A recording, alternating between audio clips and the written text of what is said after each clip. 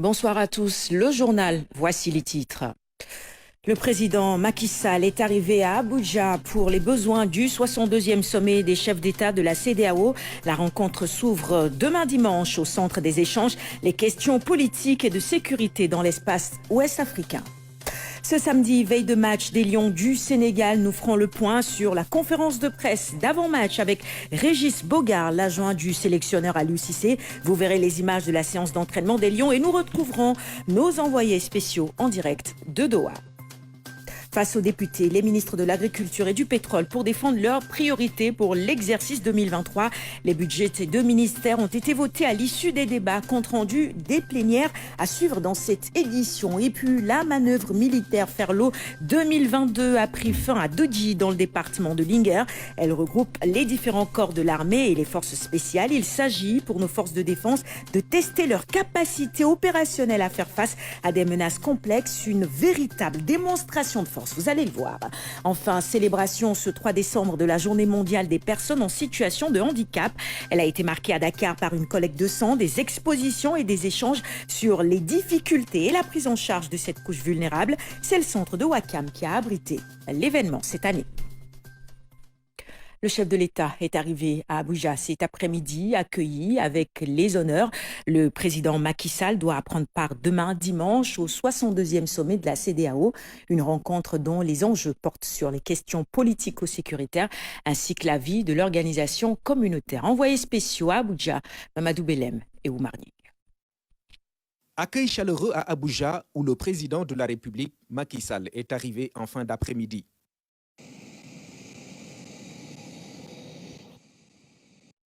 Bienvenue cordiale, plus honneur et revue des troupes pour marquer la solennité du moment.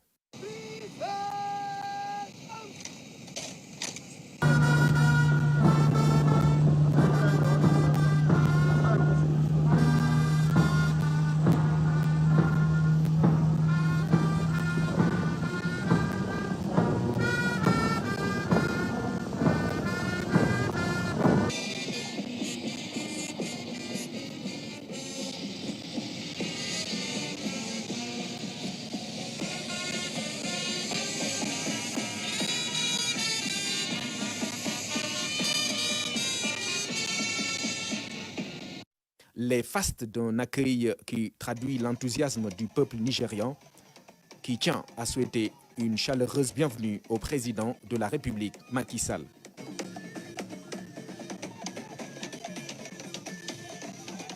À Abuja, le président de la République, Macky Sall, vient prendre part au 62e sommet de la CEDEAO. Les sujets à l'ordre du jour, les défis sécuritaires, les questions liées au changement anticonstitutionnel du gouvernement, ainsi que les processus de transition. Dans le pavillon présidentiel, le président Macky Sall retrouve son frère et ami, le président Adama Barrow de la Gambie.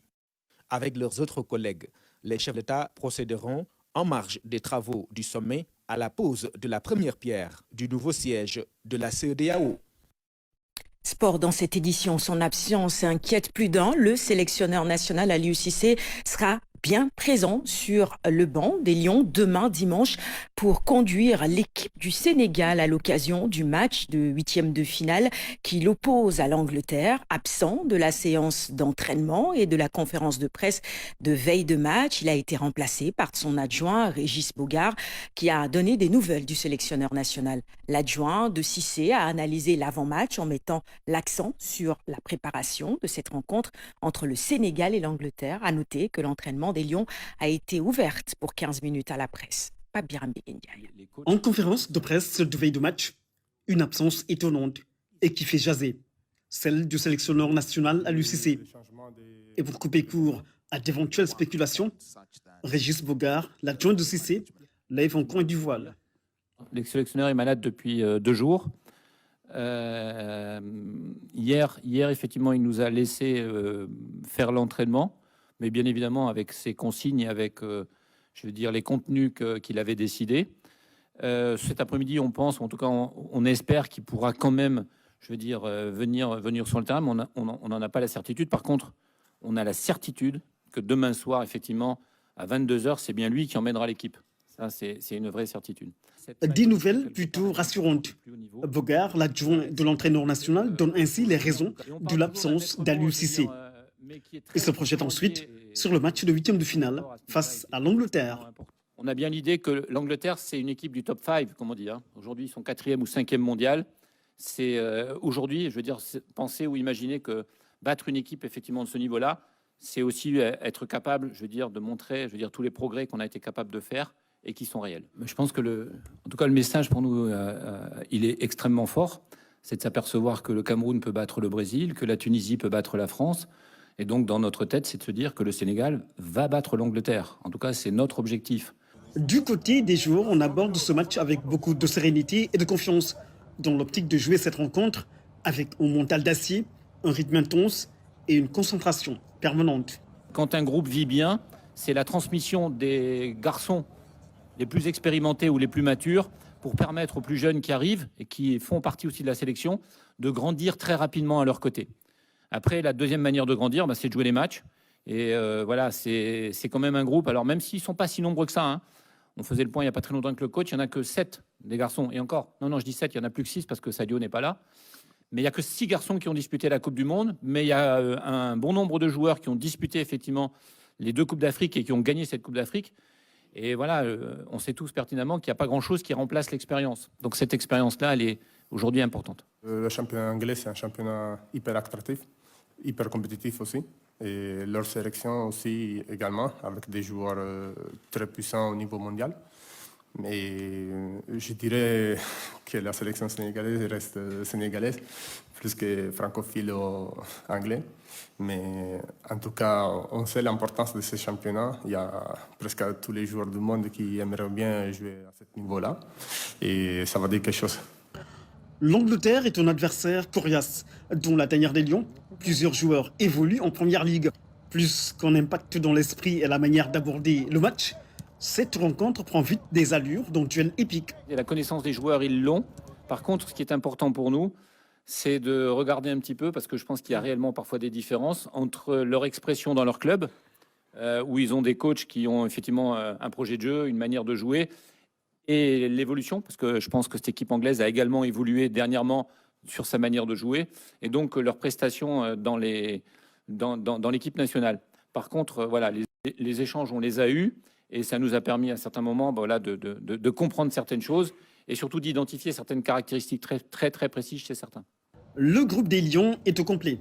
Des champions d'Afrique qui respirent la forme et prêts à livrer bataille contre les vice-champions d'Europe. L'une des bonnes nouvelles, la présence de Cheikhou Kouyaté à l'entraînement de l'équipe nationale du Sénégal à la veille de cette confrontation face à l'équipe de l'Angleterre.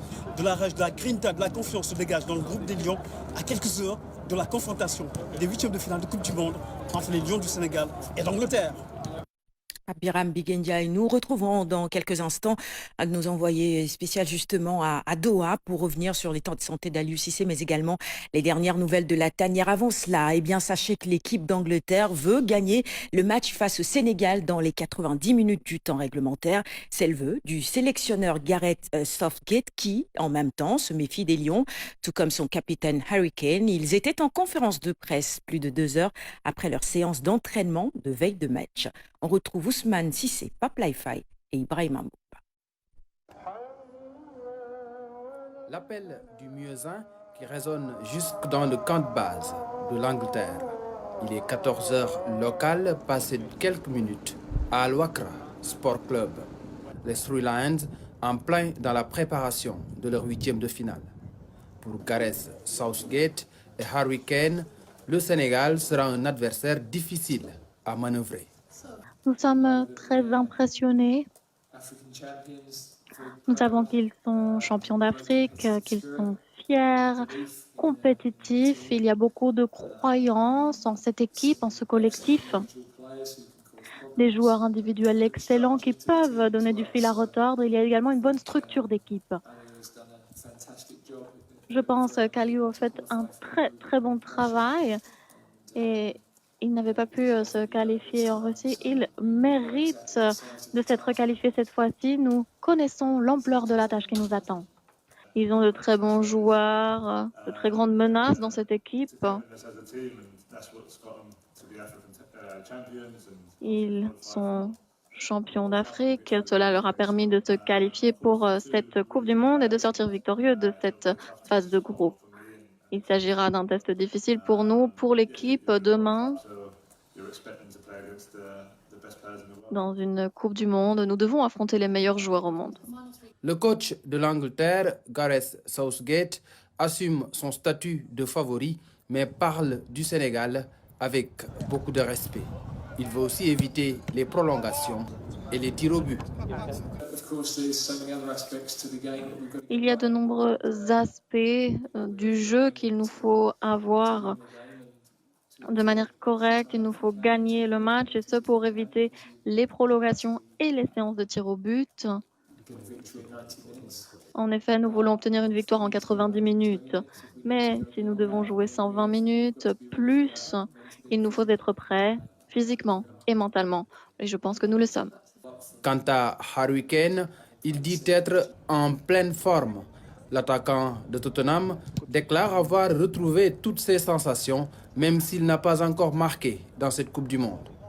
Tout d'abord, en ce qui concerne mon pied, tout va bien, il n'y a aucun problème. Il a été touché lors du premier match. Je vais mieux de jour en jour. Je me sens presque à 100%, donc tout va bien. J'ai bien joué, je me sens en forme. Effectivement, les buts sont peut-être mon plus gros problème, entre guillemets.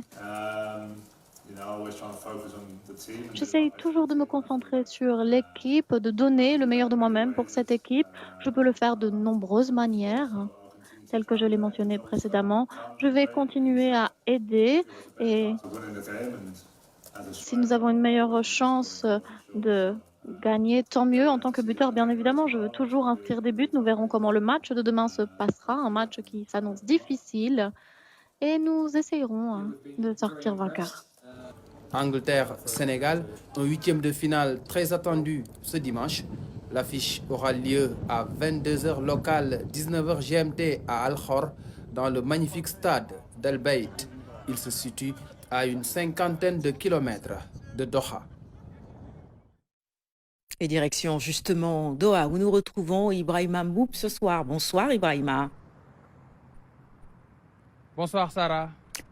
Beaucoup d'inquiétudes sur l'état de santé d'Aliou Cissé. On a été très surpris de ne pas le voir à la conférence de veille de match, ni à la séance d'entraînement des Lions. Son adjoint s'est voulu rassurant. Quelle nouvelle ce soir sur l'état de santé du sélectionneur national, Ibrahima?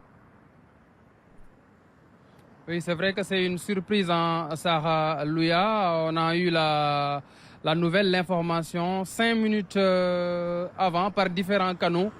On nous avait annoncé que Cissé ne serait pas en conférence de presse, mais Régis Bogart l'a confirmé. Son adjoint depuis plus de 7 ans maintenant. Aliou Cissé a de la fièvre depuis quelques jours, comme il l'a dit. Mais plus de peur que de mal, selon son adjoint. Cissé devrait pouvoir être sur le banc demain pour coacher cette équipe du Sénégal, parce que c'est un match très important.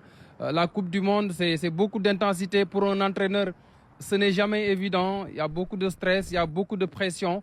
Peut-être que ce sont les contre-coups de ce premier tour intense du Sénégal qui sont à l'origine de tout cela. Mais Aliou Cissé, certainement, va pouvoir tenir sa place demain. En tout cas, c'est le vœu des supporters sénégalais, parce que la nouvelle a quand même étonné plus d'un et ça a amené un certain climat d'inquiétude. Mais normalement, ça devrait pouvoir aller, comme l'a dit Régis Bogart. Très bien. Et sur l'état d'esprit des joueurs et sur leur forme également, en l'absence d'Aliou Cissé, comment les avez-vous trouvés lors de cette séance d'entraînement?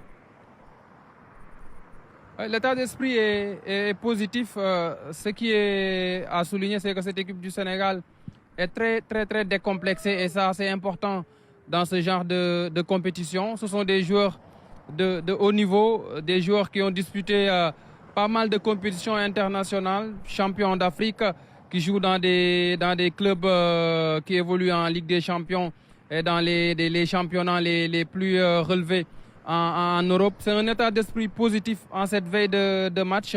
Et encore, ce qui est plus rassurant, c'est que Youssouf Sabali et Nampalis Mendy sont revenus dans le groupe. Ça faisait 48 heures qu'ils n'avaient pas effectué de séance d'entraînement avec le groupe. Ce sont 2 joueurs cadres de Aliou Cissé et certainement demain, ils seront dans le 11 de départ.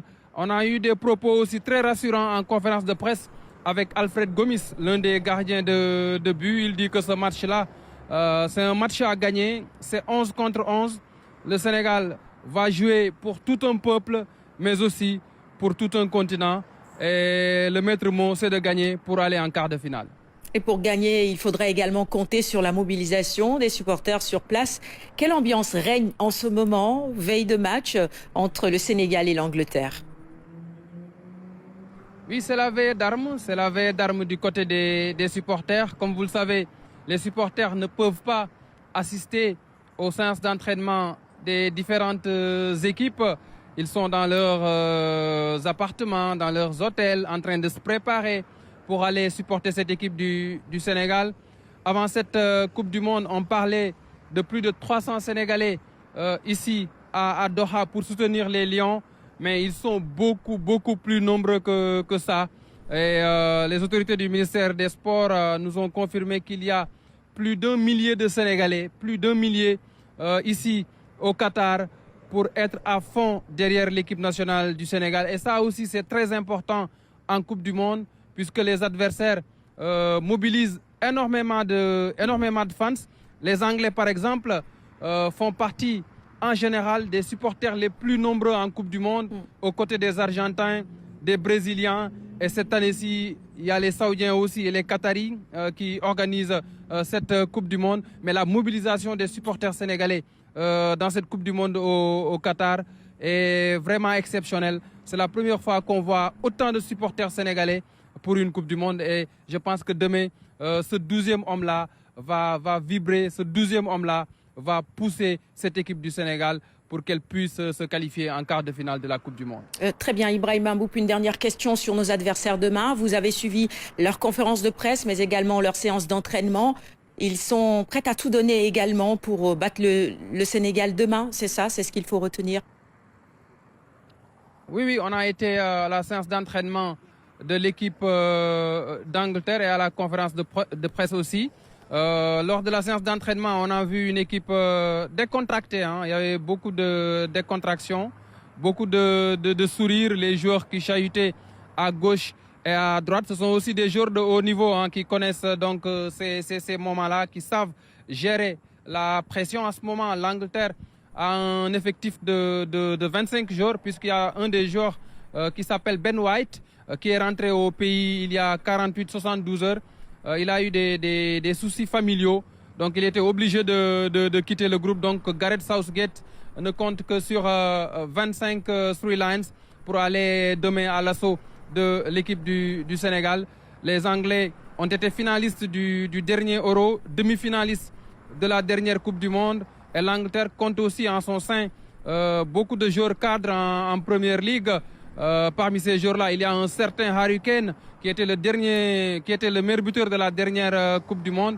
Un joueur qui sera surveillé de très près demain en 8e de finale. Le Sénégal fait face à l'une des meilleures nations du continent européen et du monde en ce moment.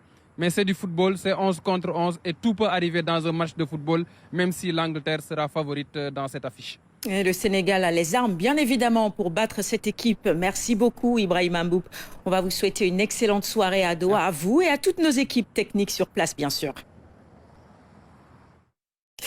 Et bien sûr, vous rappelez que vous pourrez suivre ce match des 8e de finale en direct sur nos antennes Sénégal-Angleterre à 19h, mais avant, prise d'antenne avec le Desk Sport et nos consultants. L'actualité sportive, toujours à Dakar cette fois-ci, à quelques heures du match Sénégal-Angleterre, comptant justement pour les 8e de finale de cette Coupe du Monde Qatar 2022. Les Dakarois rencontrés affichent la confiance. Selon eux, les Lions peuvent bien battre les Anglais. Amadou Diallo et Mamadou Samb leur ont tendu le micro. Regardez.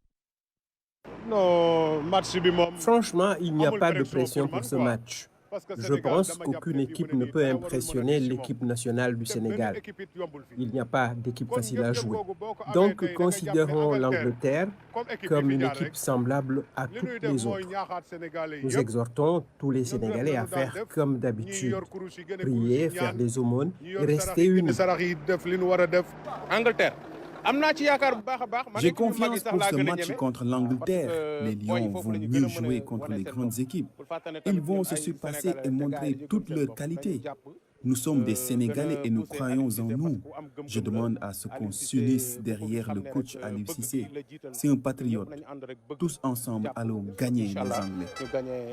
On est même pressé de regarder le match et voilà, pouvoir supporter. Voilà, et on attend vivement la victoire. Bon, bien vrai qu'il y a un peu de pression, un peu de stress, mais on est confiant quand même. Je suis confiante. Je suis confiante pour notre équipe et je prie de tout mon cœur pour qu'on puisse gagner le match, Inch'Allah. On est de tout cœur avec vous, du courage, je vous encourage, que Dieu puisse nous donner la victoire, Inch'Allah.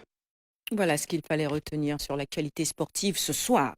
Tout autre chose à présent, la commune de Wakunguna, dans le département de Kaolack, produit une forte quantité de riz au niveau de la vallée de Koutango. Sur place, le groupement Badia exploite les 25 hectares.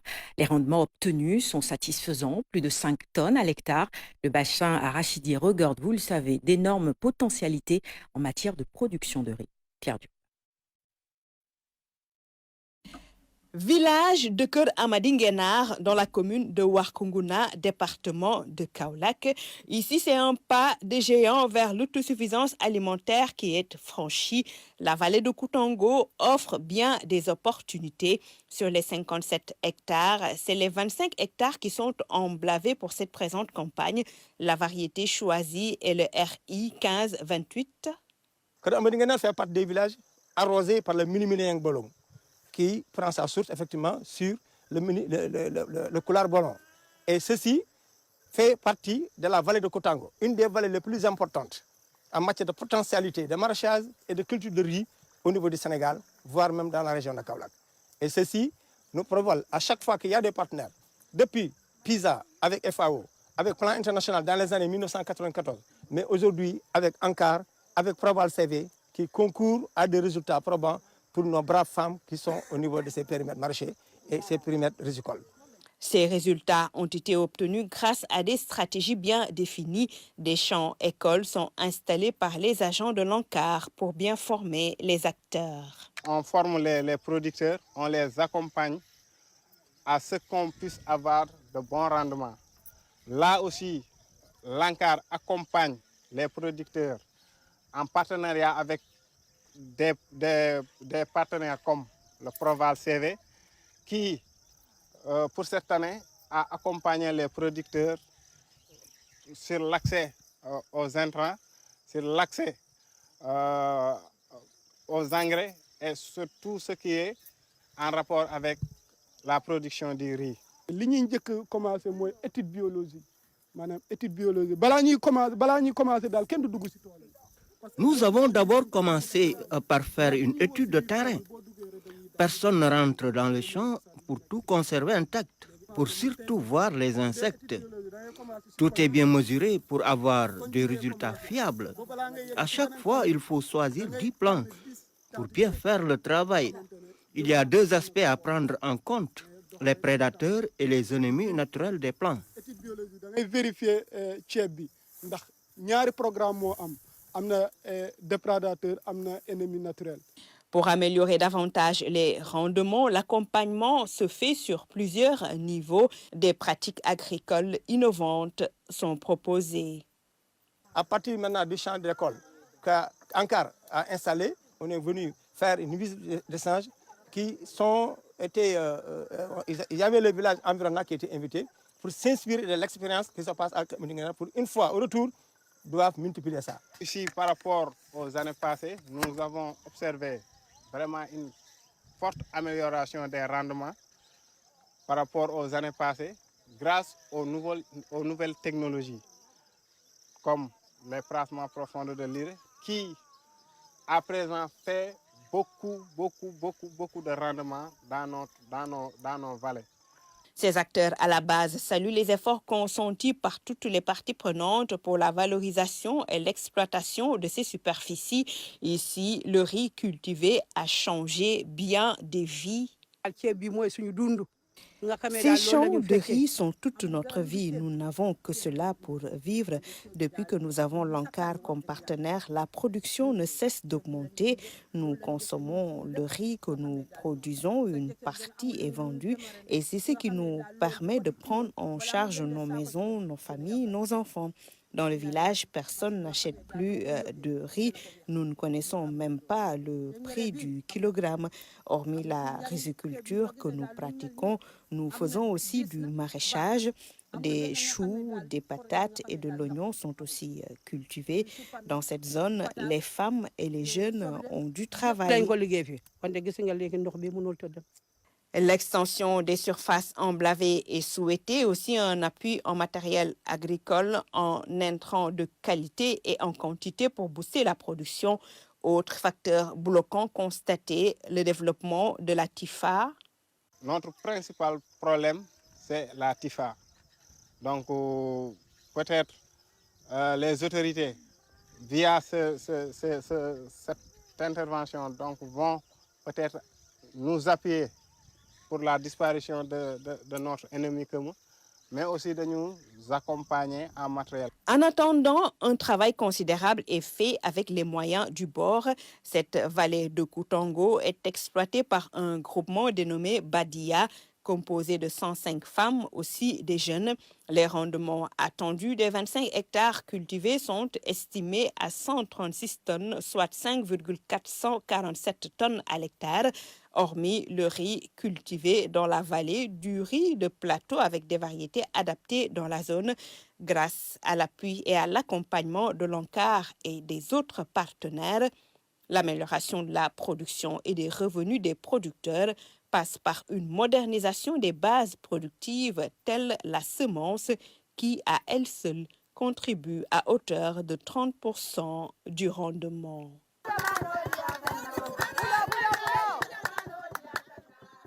Agriculture, toujours, les efforts de l'État pour moderniser ce secteur vont au-delà des moyens matériels et techniques mis à la disposition des producteurs ces dernières années.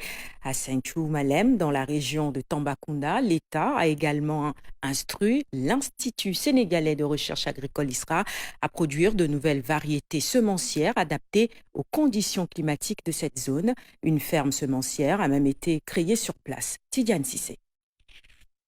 La station expérimentale de Sinthiou-Malem, c'est tout un patrimoine. Créé avant les indépendances en 1937, c'était là où la recherche coloniale faisait ses expérimentations. À la création de l'ISRA en 1974, l'Institut sénégalais de recherche agricole va hériter du site. On faisait beaucoup d'expérimentations ici pour les pays de l'AOF. L'Institut a hérité de ce site et mène des expérimentations sur le cotonnier et l'arachide, qui sont des cultures de rente ou des légumineuses de rente. Donc, le centre de Tamba, spécialisé sur le cotonnier, sur la recherche cotonnière, mène ses activités ici, comme les centres de Bambey, spécialisés sur les céréales sèches, mais aussi le centre d'études et d'adaptation à la sécheresse, le CERAS. Au début, le site était spécialisé dans la recherche cotonnière. Mais aujourd'hui, on y expérimente toutes sortes de céréales sèches. 20 des 64 hectares du site sont dédiés à la production de semences de pré-base. Le mil, le maïs, le sorgho, le fonio. Là, nous sommes dans une dynamique de création de nouvelles variétés qui seront adaptées aux conditions de culture du Sénégal. Parce que nous voyons qu'en fonction des changements climatiques, il y a pas mal de variétés anciennes qui ne répondent plus aux objectifs tels que la production en termes de rendement. Donc le service sélection sorgho s'est donné pour objectif, à partir des anciennes accessions, de pouvoir développer de nouvelles variétés qui répondront aux conditions de culture du Sénégal et qui feront face aux contraintes liées à la culture du sorgho. Pour cela, toutes les contraintes liées à la production de nouvelles variétés semencières sont étudiées ici, contraintes climatiques notamment, ravageurs, moisissures ou encore variation de la pluviométrie. Nous voyons que si nous consommons le sorgho, il y a certaines variétés dont les protéines ne sont pas carrément disponibles à la consommation humaine. Donc le CNRA également s'est visé comme objectif d'améliorer certaines variétés de sorgho pour permettre la consommation humaine, que ça puisse se faire de façon beaucoup plus efficace, de telle sorte que l'homme pourra consommer les protéines du sorgho. Au total, ce sont 15 essais qui sont réalisés cette année dans ce site. Là, la superficie fait 2,5 hectares. Et dans ces 2,5 hectares-là, nous avons 15 essais. Et chaque essai en fonction du dispositif expérimental qui nous permettra de réaliser l'expérience donnée. Là, on avait fait un essai autant pour moi, association coton arachide. Donc, le but de l'essai, c'est de voir en fait le rendement de l'association arachide coton. Et là, ce qu'on recherche en fait sur l'association, c'est de voir d'abord que l'arachide, d'abord, c'est des légumineuses. Donc, l'apport que ça va apporter sur le coton, mais aussi sur les ravageurs. Avec les piqueurs suceurs, donc quand ils vont l'arachide, ils vont essayer d'aller sur l'arachide au détriment des cotons. Là aussi, c'est un aspect positif, mais aussi sur le rendement. Depuis 2017, la mission assignée à cette ferme semencière est de tester de nouvelles variétés de semences avant de les mettre à la disposition des producteurs du Sénégal. Après une période compliquée due à la pandémie du Covid-19, les hôtels peinent toujours à sortir la tête de l'eau entre la concurrence déloyale et les charges d'exploitation. Les hôteliers à Kolda font appel aux autorités pour redynamiser le secteur, un secteur pourvoyeur d'emplois, s'il retrouve son attractivité à Kolda. Voici la correspondance d'Abdouad. 2020, une année difficile pour les hôtels, notamment à Kolda. La crise de la Covid-19 marque un passage à vide pour ces acteurs du milieu. Depuis lors, ils tentent de s'en remettre.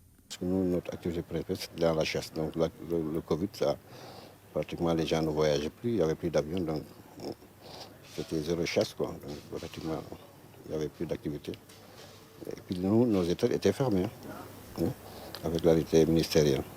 On commence à régénérer, si on peut se le permettre, parce que ce n'est pas évident. Vous savez, juste après une crise, il y a forcément besoin d'essayer de se remettre sur les pieds. Donc c'est un peu ça, on régénère avec les moyens du bord, sachant qu'il y a des difficultés par-ci, il y a des charges fixes qui ne peuvent jamais attendre, qui sont toujours là. En cette période de basse saison, les hôtels s'en remettent au tourisme local. Est-ce un segment porteur du marché? On pourrait le dire s'il n'y avait pas une concurrence déloyale. On pourrait le dire si les gens ne mettaient pas leur maison à la disposition des clients. Il n'y avait pas des auberges clandestins, il n'y avait pas des lieux, des sites qui hébergent des gens. On pourrait le dire. Mais malheureusement, vu une concurrence déloyale, l'existence de cette concurrence déloyale porterait préjudice au chiffre d'affaires de ces hôtels. Ils appellent ainsi à l'assainissement du milieu. Aujourd'hui, avec l'appui des autorités locales, on pourrait combattre cette concurrence déloyale, sachant qu'on se connaît. C'est pas une grande ville qu'on a, c'est une ville où tout le monde se connaît. Donc on pourrait situer et vite fait trouver une solution à ce problème, qui fait que du coup on n'a pas forcément beaucoup de clients. Si vous n'avez pas de clients, vous n'avez pas de recettes.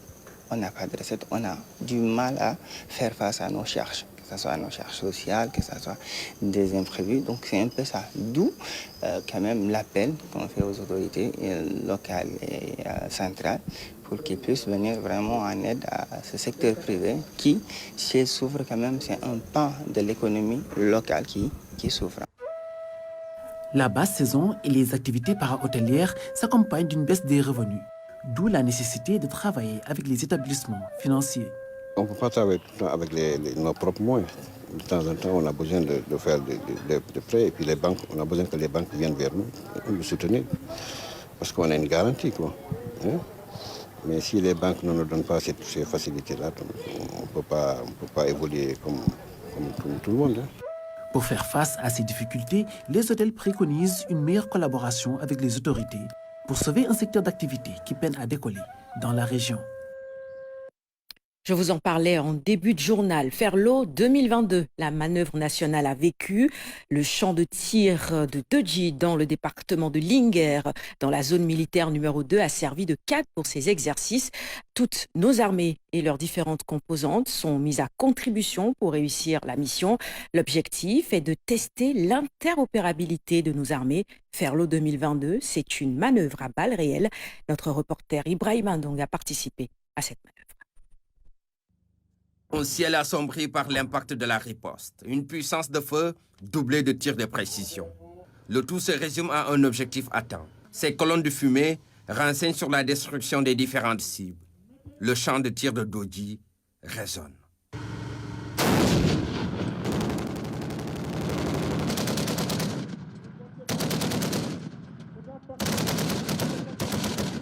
Il s'agit de la manœuvre nationale Ferlo 2022. Une manœuvre militaire qui regroupe les différents corps de l'armée plus les forces spéciales. Sur le terrain, c'est un schéma tactique qui est mis en œuvre pour réussir la mission. Les premières unités qui étaient au contact, il s'agit des unités de reconnaissance. Donc leur rôle est de prendre contact avec l'ennemi, donc de l'identifier par le feu, de permettre de le localiser. Localiser l'ennemi qui s'était engagé dans la cuvette de Dalila. Le bataillon d'infanterie qui a engagé les combats était obligé de battre en retraite pour demander du renfort. Des frappes à longue portée sont donc nécessaires. Objectif, traiter l'ennemi en profondeur et l'empêcher de progresser. Une fois qu'il est localisé, l'artillerie et les autres moyens vont rentrer en œuvre afin de le détruire. Et donc cette manœuvre à tir réel a permis de mettre sur le terrain, de combiner les efforts de l'infanterie, de la cavalerie, mais également de l'armée de l'air et de l'artillerie, afin de neutraliser cet ennemi. Cette manœuvre montre tout simplement que nos armées ont la capacité de pouvoir repousser la menace d'où qu'elle vienne. Dans le cas d'espèce, elle venait d'un pays ennemi. Elle a pu pénétrer, mais la riposte a été foudroyante. Une riposte foudroyante, inhérente à la puissance de feu de l'armée. Un message codé, plein de sens. Dans l'expression de ce que nous avons connu ici, c'est une souveraineté. Et elle est nécessaire, elle explique ici, surtout c'est ça le message le plus important, qui a la capacité à la fois d'utiliser le classique, l'hybride et l'asymétrique. Ce sont ces trois éléments confondus parce que nous étions avec la manœuvre Falémé essentiellement sur l'antiterrorisme. Mais ici, nous avons vu qu'avec les guerres qui peuvent être déclenchées, comme celle que nous connaissons avec l'Ukraine, toutes les armées du monde s'organisent à revenir sur les fondamentaux, sur le classique. C'est une manière de faire face aux menaces diverses. C'est pourquoi le thème de cette manœuvre porte sur un ennemi conventionnel avec des modes d'action hybrides. Il s'agit d'un État qui vient agresser le Sénégal en ayant des revendications territoriales et qui se sert à la fois des modes d'action conventionnels, c'est-à-dire ce que l'armée fait normalement, une armée contre une autre armée, mais également en utilisant la population, en utilisant des modes d'action terroristes tels que les attentats, le piégeage et autres. Donc il s'agissait pour nous de tester nos capacités à faire face à des menaces complexes. Une manœuvre à balles réelles, tout en mettant en œuvre les moyens des différentes composantes de nos armées. C'est une véritable démonstration de puissance de feu de nos armées, doublée d'actions synchronisées qui renseignent sur le niveau d'entraînement de l'armée nationale. Comme pour dire, la sueur à l'entraînement épargne le sang au combat. Et pour marquer la fin de la manœuvre nationale Ferlo 2022, un défilé militaire a été organisé, occasion saisie par le ministre des Forces armées pour rappeler le concept armée-nation. Maître Sidiki Kaba est au micro d'Ibrahim Andong. Après la démonstration tactique à Doji, nous pouvons donc nous satisfaire de cette manœuvre nationale dénommée Ferlo. Cela est un grand motif de satisfaction. J'ai pu exprimer la fierté que nous avons eue du point de vue de la manœuvre militaire, Mais il fallait insister aussi sur l'autre aspect qui n'est autre que le concept armée-nation, où des actions civilo-militaires ont été menées dans les 3 régions administratives de la zone 2. Et nous pouvons constater qu'il y a eu un hôpital de campagne qui a eu à faire plusieurs consultations gratuites en direction des populations, pas moins de 200 consultations par jour et des dons de médicaments. Et tout cela a pu montrer qu'il y a un lien entre l'armée nationale sénégalaise et les populations. Et ce concept, il faudrait tous les jours lui donner un contenu vivant et concret. Et puis l'administration des douanes a procédé à l'incinération des 300 kg de cocaïne saisis récemment à Kidira. La cérémonie a eu lieu dans des installations industrielles à haute température en présence du gouverneur de Thiès et des autorités en charge de la lutte contre le trafic illicite. Les agents qui ont fait la saisie ont été décorés de la médaille d'honneur des douanes. Dame Silla, compte rendu. C'est dans les chaudières de cette installation industrielle que les 300 briques de cocaïne saisies à Kidira ont été réduites en cendres, en présence des acteurs clés de la lutte contre le trafic de drogue. Je voudrais en profiter pour féliciter tous les agents des douanes qui sont à l'origine de cette saisie importante. Saluer l'encadrement exceptionnel qui a été opéré par le directeur régional, le chef de subdivision, qui non seulement ont coordonné les activités de surveillance qui ont mené en tout cas à la constatation de cette infraction, mais qui ont aussi encadré la procédure judiciaire qui a permis en tout cas de mettre la main sur les délinquants qui étaient à l'origine, mais aussi de parfaire en tout cas toute la procédure jusqu'à aboutir aujourd'hui à l'incinération. La cérémonie d'incinération a été un moment fort de sensibilisation sur la nécessaire collaboration des populations avec les forces de défense et de sécurité qui luttent contre le trafic illicite. Parce qu'on ne peut pas mettre derrière chaque camion, derrière chaque cargaison, une force. Donc il faudrait que toutes les populations puissent sensibiliser, informer, dénoncer ces pratiques-là. Et vraiment, je félicite encore une fois au nom de M. le Président de la République, la douane et à travers elle, l'ensemble des forces de défense et de sécurité. Les 300 kg de cocaïne incinérée constituent la plus grosse saisie effectuée par voie terrestre. La tutelle a tenu ainsi à honorer les agents qui l'ont réalisé, le commandant Ibrahima Gueye, le lieutenant Ibrahima Sissé et le préposé Abdoulaye John ont été décorés à la médaille d'honneur des douanes à titre exceptionnel par le directeur général. À travers cette distinction, je marque à ces vaillants soldats toute la fierté de la douane, mais également de l'État, pour les services qu'ils ont rendus à la nation. Chers récipiendaires, cette saisie spectaculaire que vous avez effectuée avec dextérité traduit votre engagement et votre détermination à lutter contre la fraude sous toutes ses formes, en particulier le trafic illicite de stupéfiants. Votre professionnalisme et votre rigueur dans la poursuite des missions de sécurisation du territoire douanier ont permis à notre administration de jouer encore une fois les premiers rôles dans la lutte contre la criminalité transnationale organisée. La direction régionale des douanes du Sud-Est, actrice de cette prouesse, a réaffirmé son engagement à tout mettre en œuvre pour apporter davantage sa contribution à la lutte contre les menaces multiformes auxquelles notre pays fait face.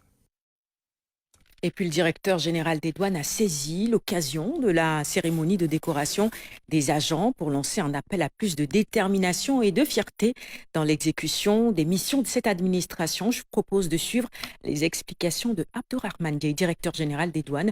Il est au micro de Dame Silla. Vous avez été performant et tous les indicateurs objectifs et mesurables qui permettent d'apprécier valablement et honnêtement cette performance le prouvent à suffisance. Donc je vous demande d'arborer fièrement vos tenues et de ne pas raser les murs. Arborez fièrement vos tenues et ne rasez pas les murs. On vous demande d'être solidaire, d'avoir confiance en vous-même et d'avoir confiance en vos collègues. C'est ça le secret pour aboutir à des résultats tels que vous venez de les réaliser au niveau de la direction régionale du Sud-Ouest. Je voudrais également vous dire ceci. Vous êtes sous la protection de la loi qui vous confère des pouvoirs exorbitants du droit commun.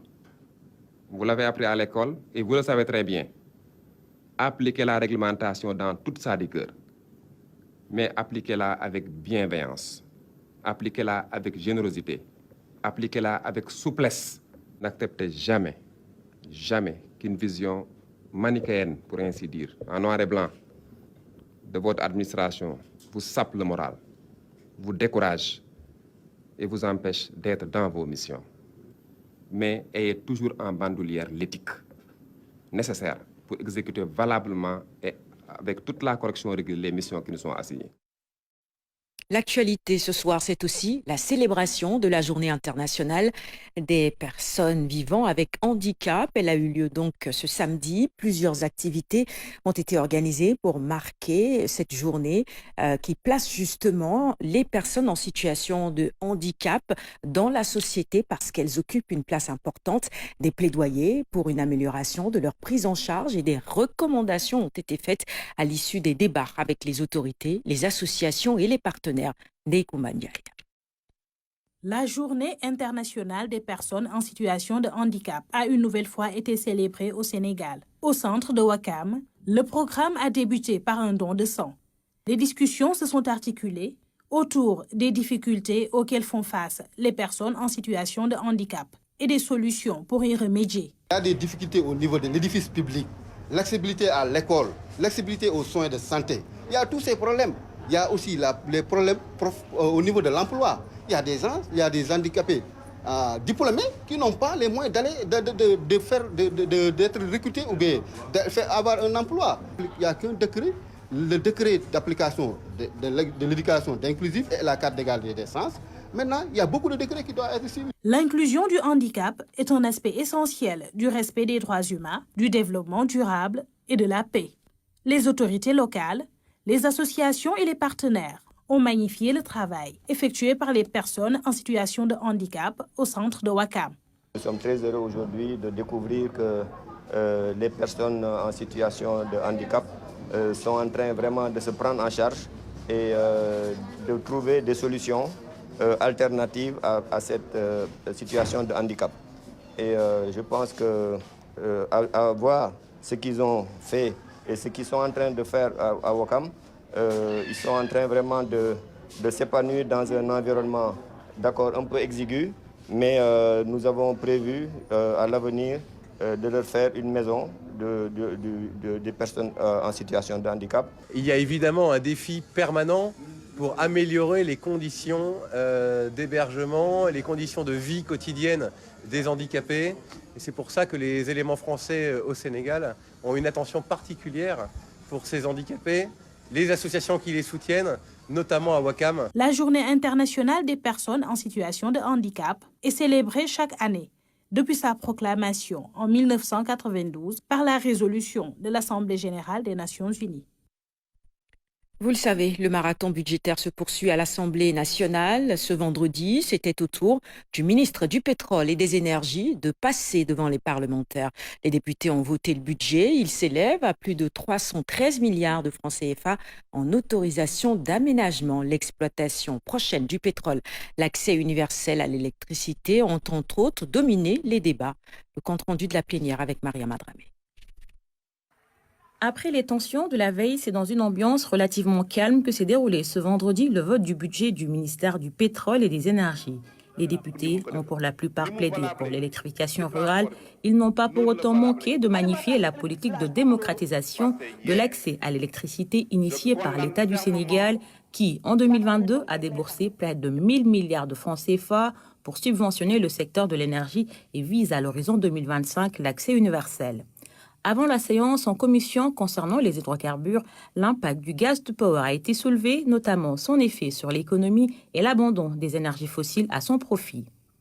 Concernant le Grand Tortue Aymin, dont les travaux sont exécutés à 85%, les députés souhaitent une augmentation des ressources allouées au Fonds d'appui au développement du contenu local. Ils se sont aussi interrogés sur la transition énergétique, l'attribution du réseau gazier au privé au détriment de la Sénélec et demandé une meilleure communication sur la question des hydrocarbures. À toutes ces interrogations, la ministre du Pétrole et des Énergies a apporté des précisions. Aïssatou Sophie Gladima a d'abord rappelé les réalisations importantes dans le domaine des énergies grâce à la vision du président Macky Sall, le chef de l'État qui a mis en place le COS Pétrogaz et le CNITIE pour plus de transparence dans les contrats pétroliers. Sur les impacts environnementaux, la ministre rassure que des études sont faites pour limiter les effets, l'exploitation pétrolière au Sénégal devant amener à créer plus d'emplois. À ce propos, la tutelle a rappelé les emplois déjà générés par le secteur, 3 860 rien qu'en 2021, 2000 jeunes seront formés aux métiers liés aux hydrocarbures. Le Sénégal dispose de 910 milliards de mètres cubes et les réserves sont d'environ 1030 millions de barils. Les ressources appartiennent au peuple. 90% seront inscrites dans le budget et 10% alloués au fonds intergénérationnel. Assurance du ministre du Pétrole et des Énergies, dont le département bénéficie pour l'année 2023 de 313 635 494 056 francs CFA en autorisation d'engagement et de 236 835 992 069 francs CFA en crédit de paiement. Les élus qui ont majoritairement voté ce budget entendent aussi s'unir pour conjurer la malédiction des ressources naturelles au Sénégal. Le budget du ministère du Pétrole et des Énergies qui s'élève donc à plus de 313 milliards de francs CFA en autorisation d'engagement. Session budgétaire 2022-2023 toujours, les députés ont voté le budget du ministère de l'Agriculture. Il est estimé à plus de 268 milliards.